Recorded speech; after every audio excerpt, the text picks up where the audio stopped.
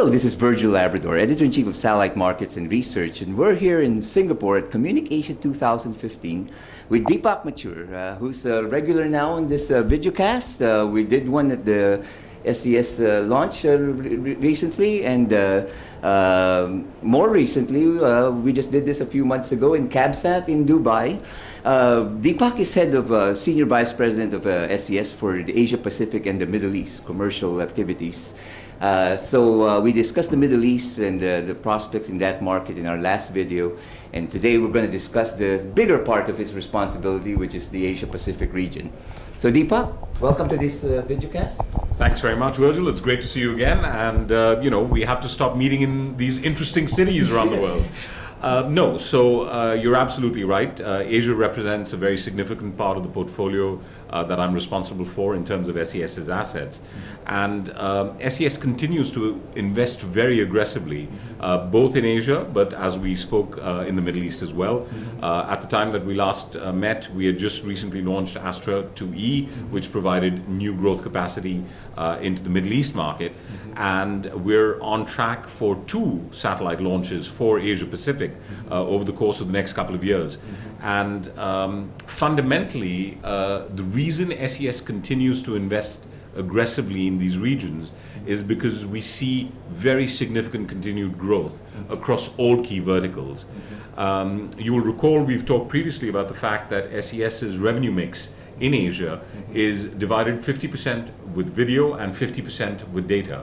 And it's a fairly significant business because we carry approximately 1,000 video channels for the direct-to-home satellite community across Asia. Right. We serve about 8 DTH platforms all the way across the region, and we serve 44 million DTH subscribers using our various satellite solutions. And so there is clearly a very strong video presence, but there is also a significant data presence. Right. So let's take the first bucket, which is video. A lot of the markets that we are present in have gone through sort of a first cycle of launching DTH services.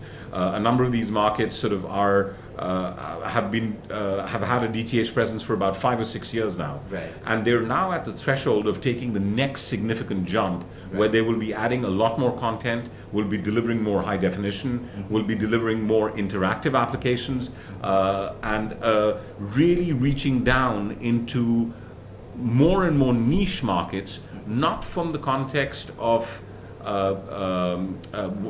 the activities people like, for example, the Golf Channel as an example, right, but really addressing smaller and smaller ethnic communities. We have enormous diversity in Asia. Right. We have about 330 languages in India. We have a huge host of languages operating across Indonesia. Right. And so a lot of the content that's being created now is catering to these ethnic minorities and allows them to be a part of the larger, right, global content situation. Right. So great opportunities for development there. Right.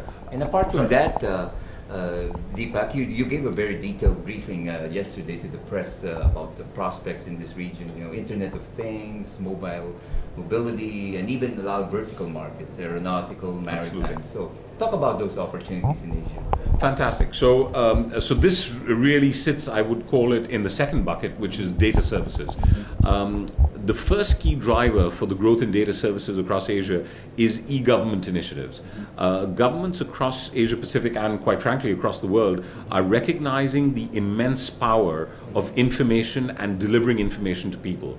The internet is an enormously empowering technology, and there is absolutely no reason that someone who lives in a remote island in Indonesia should not have the same access to the internet, to knowledge and to information as if he were living in Jakarta.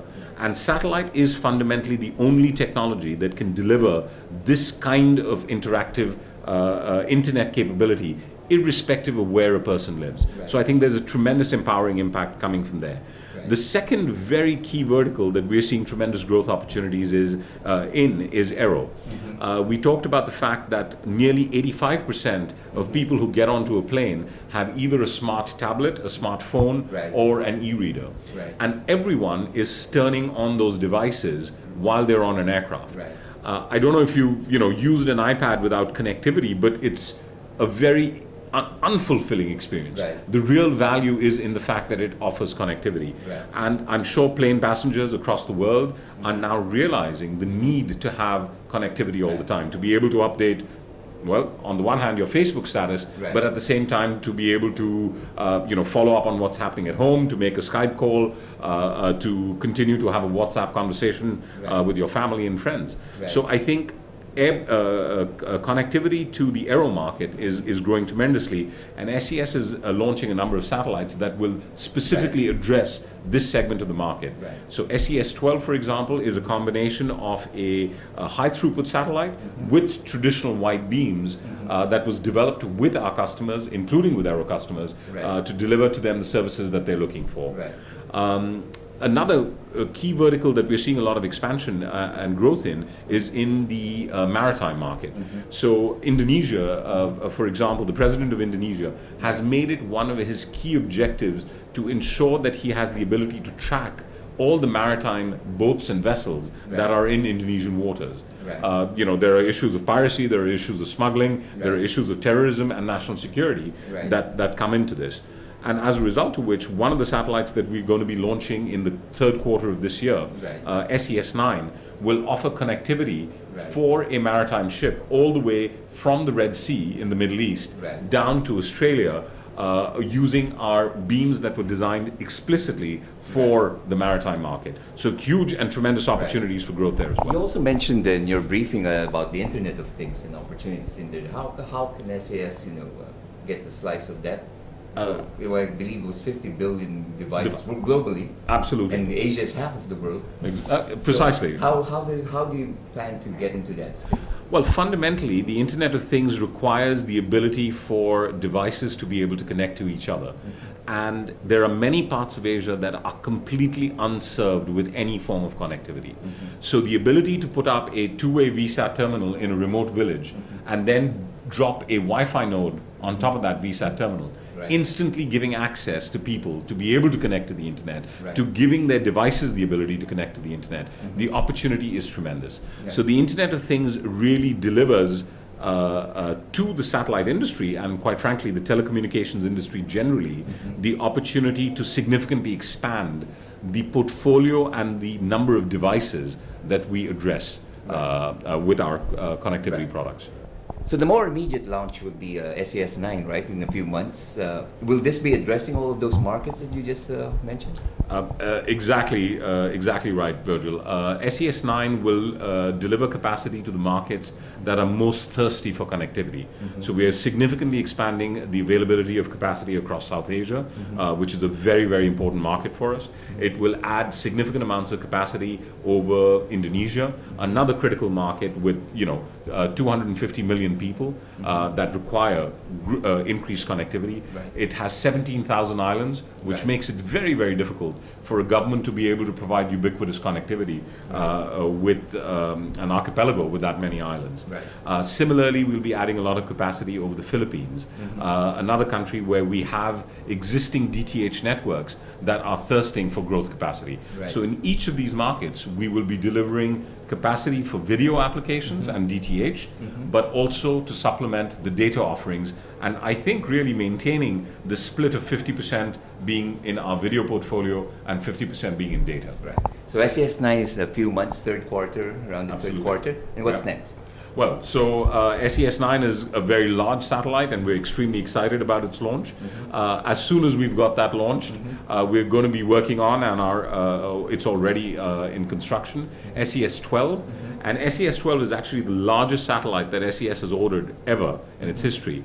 The satellite, as I mentioned earlier, offers both shaped beam connectivity, but then layers that on top with spot beams that's going to be able to allow us to deliver fantastic point to multi-point applications, but then at the same time be able to very economically deliver point to point applications, which has not been a traditional strength of satellite. So by using frequency reuse and high throughput satellites, we're able to enter new segments of the market that have traditionally been out of bounds for the satellite industry. Well, finally, Deepak, you've worked in this region quite a long time. You're in a very senior position in one of the biggest satellite operators in the world. How do you see the Asian market? Because it's been quite a good run in the last few years. The prognostics are pretty good, but there's a lot of players coming in. So how do you see this in the next 5 years? Not just for your company, but as a whole, the market as a whole. So look, I think we've got 3 billion people, a number of whom are not connected. So the opportunity very, very clearly exists. I think there is possibly some turbulence for those players that have not been investing in Asia for a number of years, that have not built up large communities around their satellites. Right. So at the 95 degrees east orbital slot and the 108.2 orbital slot, we've developed large communities of dishes and consumers that are looking to these satellites and are looking to continue to grow on these satellites. Service providers, DTH operators, etc. I think there could potentially be some oversupply for those segments of the market where new orbital locations are being developed. But I absolutely believe that the need for connectivity in Asia is so great, and satellite is such a powerful medium to provide that connectivity, that over a medium term, this capacity will be soaked up. So, right. Well, thank you very much, Deepak. That's really a very informative and very optimistic view of this really exciting region. absolutely. Thanks very much, Virgil. I appreciate the time. Thank you. And for all the news and information in the global satellite industry, you always have Satellite Markets and Research at www.satellitemarkets.com.